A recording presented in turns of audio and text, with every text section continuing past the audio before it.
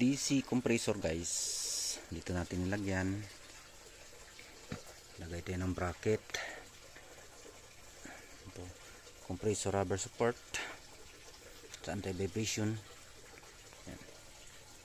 Okay na siya. Matibay na. Pinagkasya natin dyan. Naka-bolt. Walang sabit. Ito. Alam din. Alam. Sa unti-unti na set up. Matatapos ka rin. Dito yung receiver dryer, shut off valve para sa dual AC. Ito yung plumbing nya. Kadaan-daan lang, paunti-unti. Convert natin sa hybrid aircon dual AC.